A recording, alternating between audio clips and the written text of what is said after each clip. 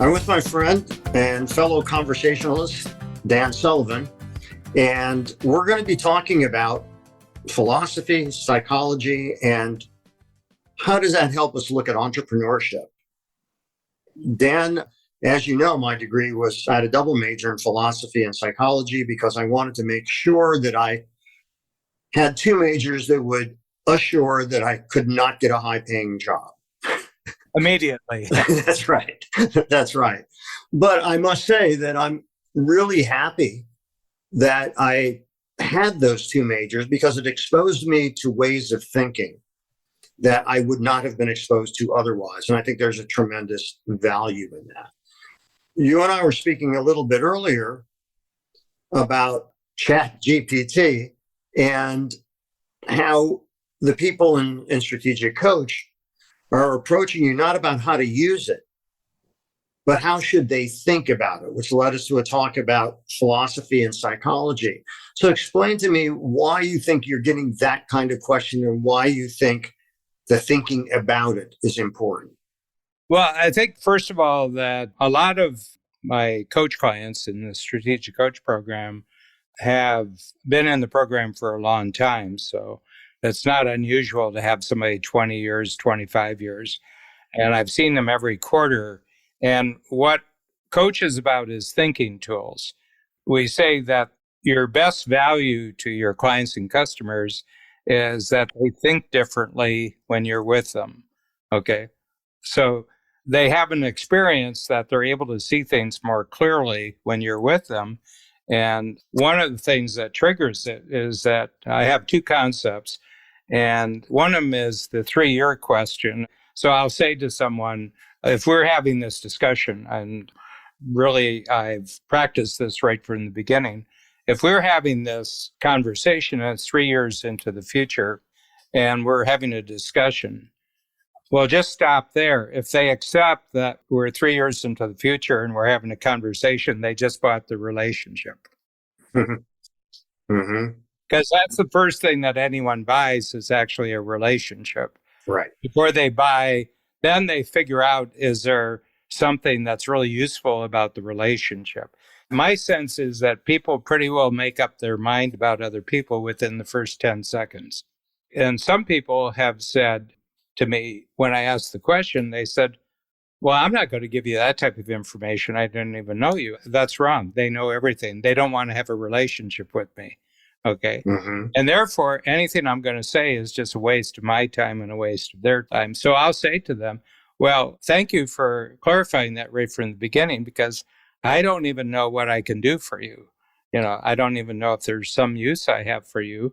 And in order for me to know that, I've got to know how you're seeing your future. And if you don't want to tell me how you see your future, then, thanks for the time. And that's it.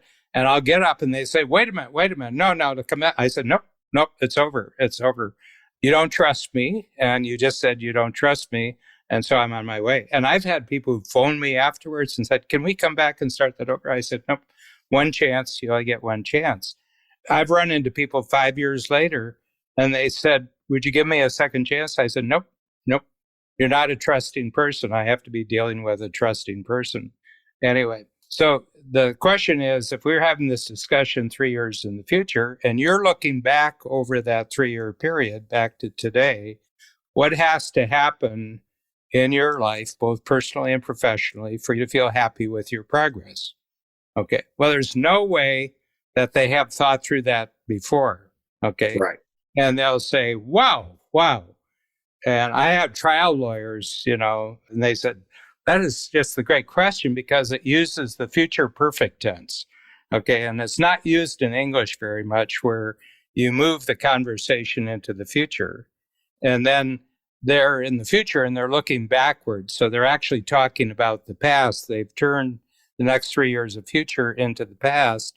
And then the question is not what's going to make you happy, but what's going to make you happy with your progress. Okay. And there's only one person in the world who can possibly know the answer to that, and it's them. And until they answer the question, they didn't know they knew the answer. Sure. Okay. And then they'll say, wow. I had one guy said, well, And this is like in the first 5 minutes. He said, well, I'll tell you. He said, I'm a recovering alcoholic. And he said, I've been sober now for a year. And he says, I'm just in a deep hole. And in the next 3 years, I just want to get back to level ground. And he says, in order for that to happen, I have to do this, I have to do this, I have to do this. And if they answer the question at all, they'll talk for an hour. And it pours out. And what they realize, this may be my only opportunity with another human being to have a conversation where somebody's actually interested in me. Because everybody's wondering, is this going to be about you or is this going to be about me? And most sales are about the salesperson. Almost all sales is about the salesperson. It's not about the customer. Okay. Mm-hmm. They're trying to convince you that you should be really interested in what they're selling. I don't even know if there's anything I can do for this person, but I know that if they answer the question, I've already done a lot for them. Mm-hmm. And they feel it. They feel it. And then I have a thing called D.O.S. that most people spend psychologically and emotionally. They spend their day dealing with three factors. One of them is dangers. There's the possibility of losing something. Okay, losing something. And that's fear. They have the fear of loss. And what can you fear losing? Almost anything. Relationship, money, opportunity, reputation. There's almost anything. And they want to see that eliminated in 3 years. They want to see the dangers. A lot of them before that, but certainly by 3 years. And then I say, what opportunities do you have that need to be captured? And opportunities is the opposite of danger. Opportunity is the possibility of gain. What can you gain? Well, everything you could lose. And then the third thing is strengths. They have strengths already that got them where they were, and they have this sense that they haven't maximized their strengths. And so they'd like to be able to focus on where they're really strong and make their strengths stronger. So the whole approach to clients and customers in the marketplace for all of our entrepreneurs is that you don't pay attention at all to what your competitors are doing. You're identifying your best clients and customers. What kind of future are they trying to create that you can be useful to? Not necessarily you, but people you know could help them with their future. Okay. And once you have them, you then have a monopoly because there's nobody else that they can have the experience of exploring and creating their future. You're the only person they've ever met. So you've immediately eliminated the competition. And as far as your experience with them, you just created a marketplace monopoly. And how did you arrive at that question to ask? I don't know. I'll tell you, it started early. It started early when I was a kid because I grew up without children until I was 6 years old. I had 4 older siblings who were already off to school. We lived on a farm and they were the farm workers, my siblings. I was the house guy with my mother. Okay. And everybody I met until age 6, till first grade, I never played with another kid my age until first grade. So I had adults, and the adults were interesting because they had the experience. I was talking to people who had been through the First World War, through the Great Depression, through the Second World War, and they had enormous amounts of experience, and they had seen tremendous technology, jumps in that time. So I had a question that I nailed when I was about 8 years old. And I said, when you were my age, what was going on in the world? Boom. That was worth 2 glasses of milk and 4 cookies. And afterwards, they would talk to my mother and she said, I say things to Dan that I've never said. I haven't even thought about it. He asked me about things that I've never really thought about, and I feel better.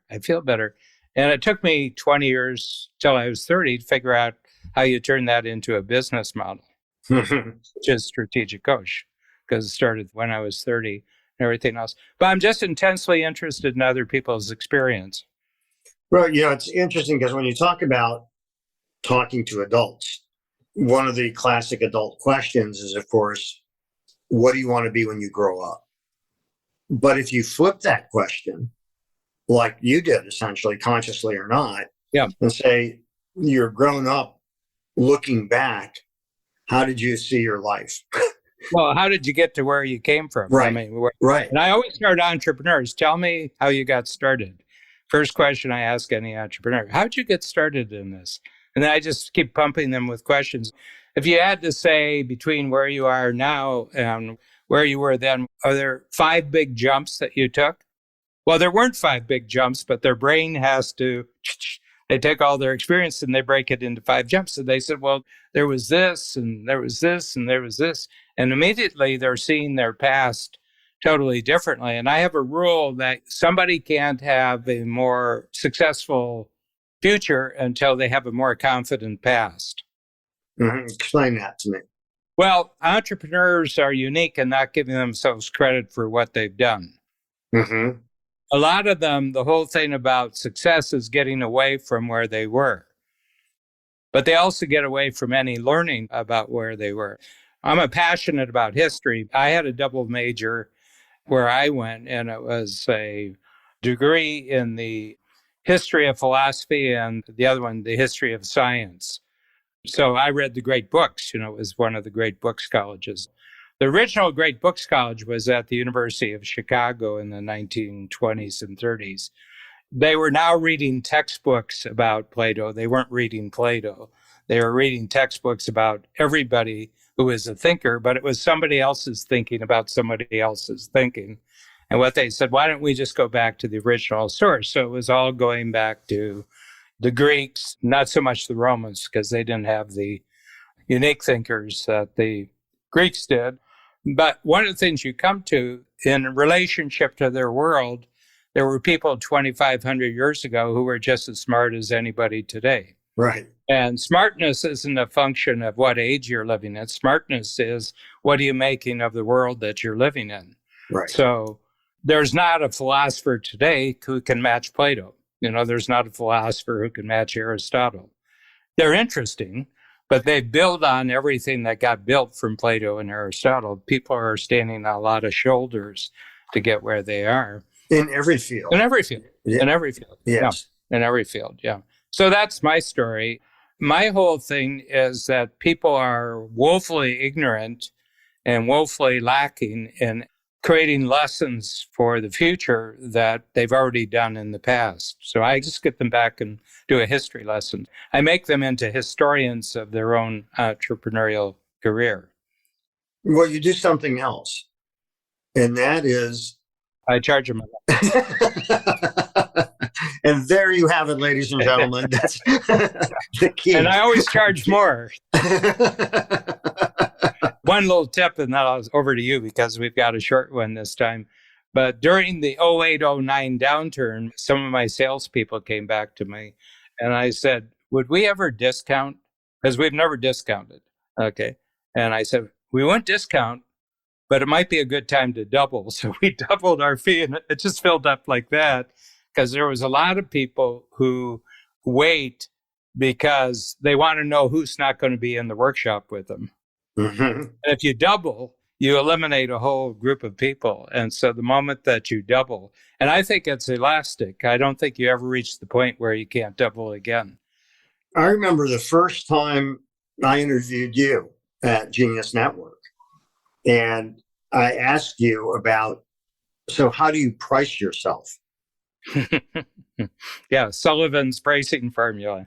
Yes, yeah, which I think at that point you hadn't been asked that before. And you were then talking about, how you did it. It was a really fun thing because you were processing it as we were going, which was kind of interesting to hear.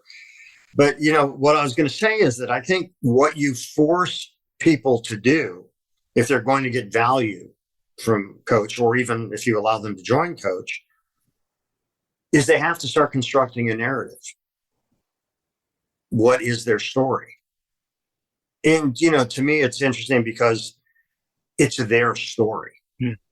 So, you're looking from the future. It's original. It has to be original. That's right. Yeah. That's right. So you have to learn how to talk about who you are and what you do in a unique way. And you had mentioned the term, having the courage before. Well, let me ask you, what is the distinction between confidence and courage. Confidence feels good. Mm-hmm. Courage doesn't feel good. And why is that? Well, confidence, you're confident because you have a capability. Courage doesn't feel good because you want the capability, but you don't have it. But you commit yourself to developing the capability. The commitment and courage, I think, actually create the capability. I don't think the capability exists. I mean, if you go back to personality at the beginning, you had never done a Broadway musical. Right.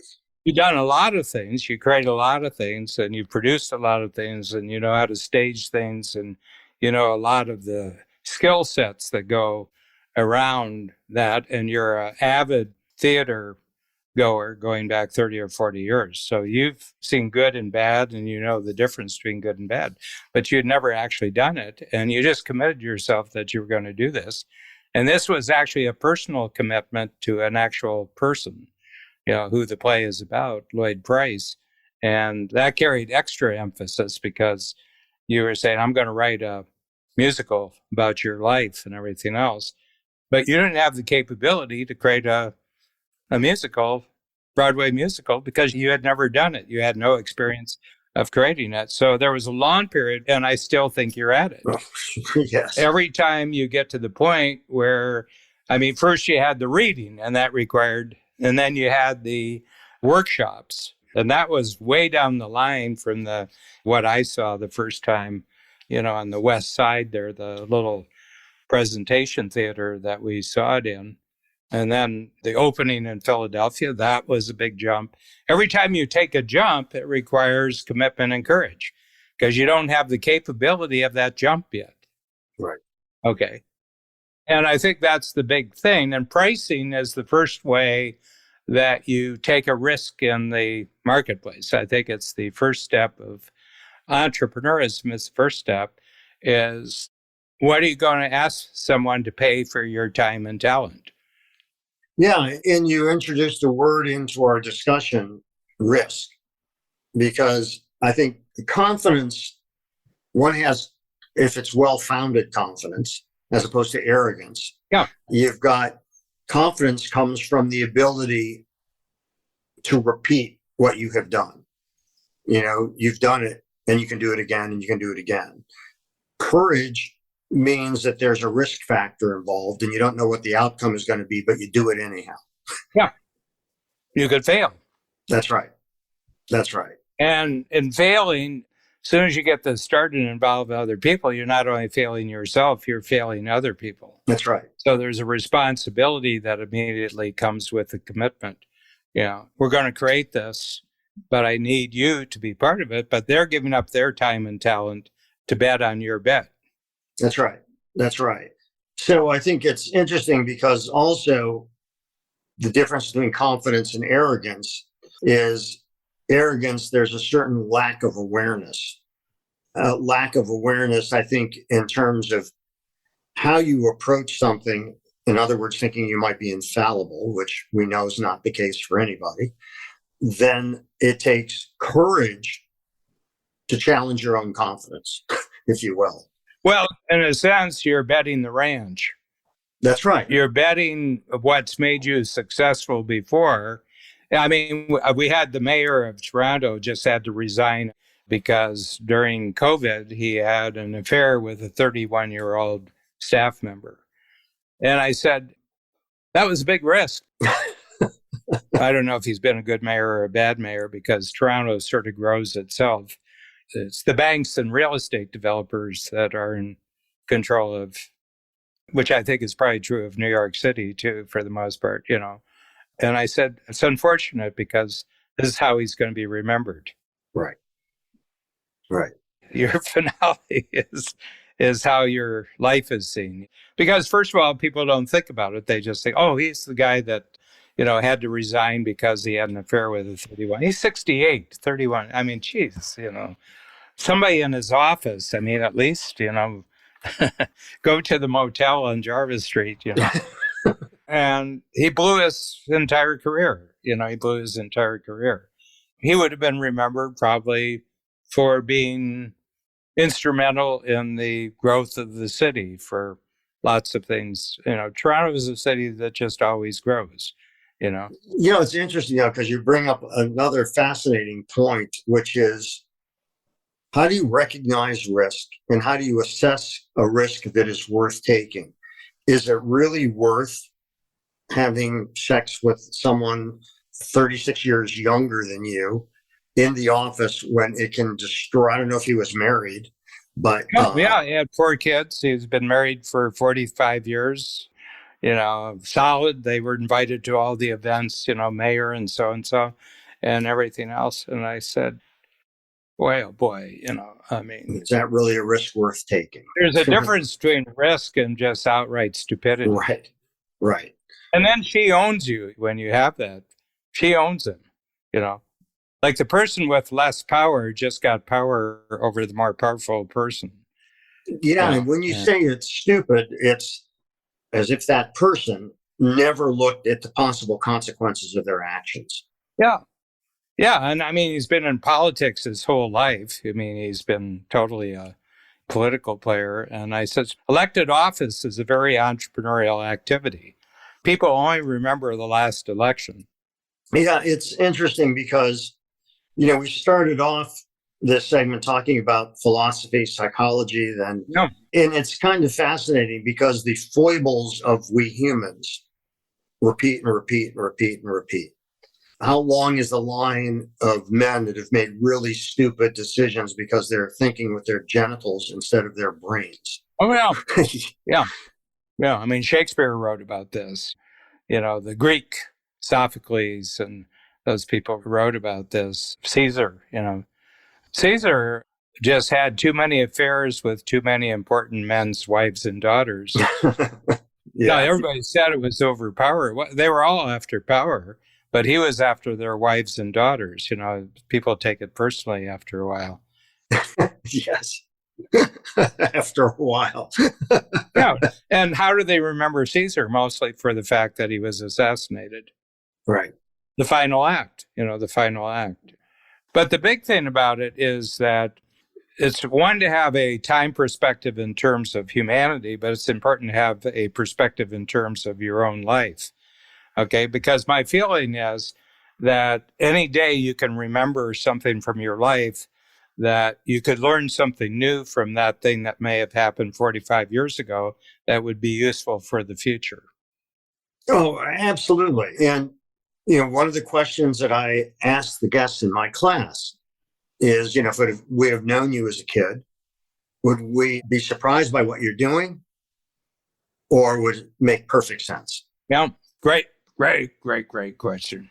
Great. And the thing about it is that I think that we often forget what it is that excites us, makes us feel good, get lit about. Yeah.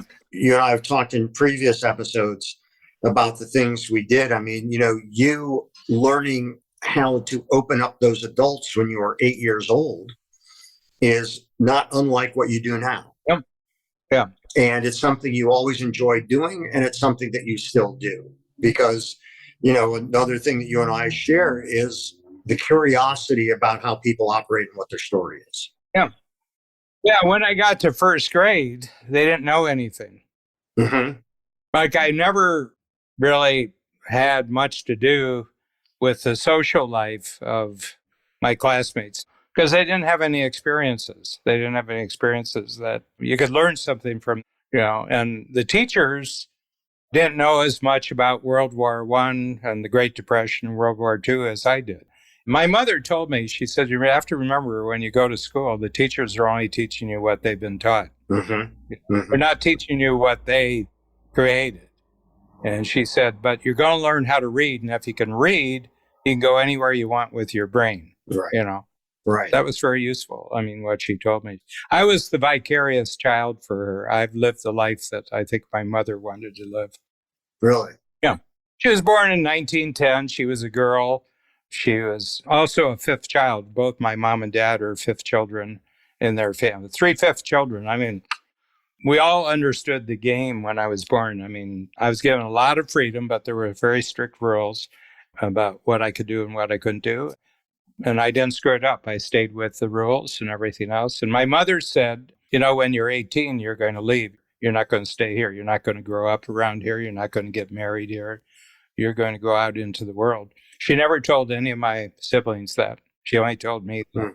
So I think she saw in me, this is a question for another podcast, but I saw my parents as sort of immigrants from their families. Like their families, they both grew up in the Cleveland area and they moved 50 miles out. And in the 1930s and 40s, 50 miles was a big distance. Right. That was like one blown carburetor and two flat tires.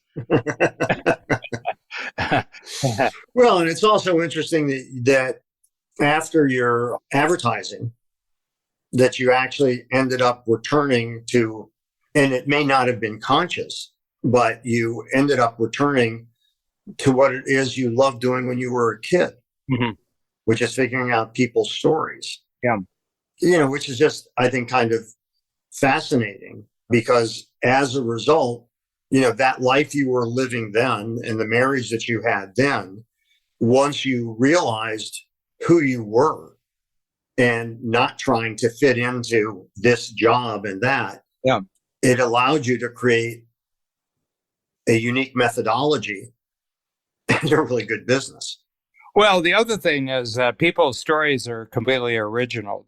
They didn't learn how to live their life. I mean, the life they lived is not something they learned from somebody else, especially the entrepreneurs. They're outliers.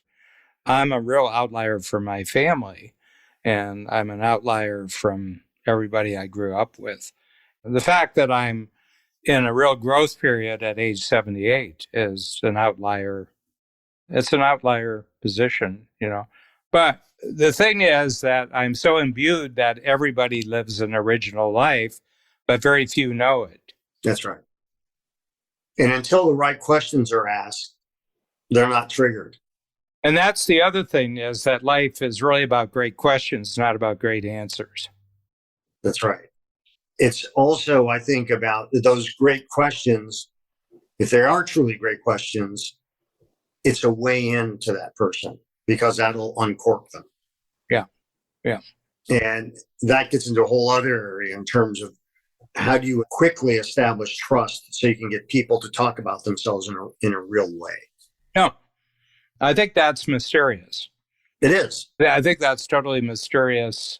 But more and more I've studied psychology, and that is that the human brain meets somebody new and they just take that new person and they run it through their entire experience of human beings that they've known in their life. And it's plus or minus. It's plus or minus. And I think it's the first skill that babies learn, that these shapes, they know certain shapes and everything like that. But I think facial recognition and voice recognition is the first basis for knowledge. And what they're discovering more and more, it starts when they're inside the mother, because they can hear the sounds, they can pick up on things. Talk about a rude experience. Birth has got to be one of the great rude experiences in life. Yeah. Whoa! That's right. I was swimming, it was warm, it was comfortable, and whoa, and then they slapped me, and then they cut That's right. something, I got to believe that's whoa. But then our brain, Stephen Palter, he doesn't really deal with newborns that much. He just makes sure that they happen. But he said that when you put up, you can hear the baby's brain growing. He says it's like, ta, ta, ta, ta, ta, ta, ta, ta, and it's just putting things together. Humans are unusual in how much we allow the young to stay young for the length of period. And that's really progress. There are people in your class, at Parsons who are in their 20s, and they're still children. Mm-hmm. That's right. When is your birthday, by the way? 19th of May. That's right. I knew it was in May. I couldn't remember. Yeah. But I think that's the other thing that we share, besides the 60 or 70 years of things happening in the world that we experience, both of us. We know about things that happened, in the 50s, and we've gone through all the different social revolutions and technological revolutions and political revolutions. And one of the things, I remember when the Soviet Union collapsed, I was noticing that there wasn't really much written about it. And I said, this is one of the greatest land empires in the history of the world, and it just collapsed. And everybody said, oh, you could see it coming. Nobody saw it coming. The Russians saw it coming. I mean, the Russians could feel it, and they were trying to prevent the world from knowing how bad things were. To a certain extent, not much, but I can sympathize a little with Putin. He had it really good. Yeah, Putin really had it good. He was a colonel in the KGB. And I have to tell you, in the Soviet Union, being in the KGB, it just didn't get any better than that.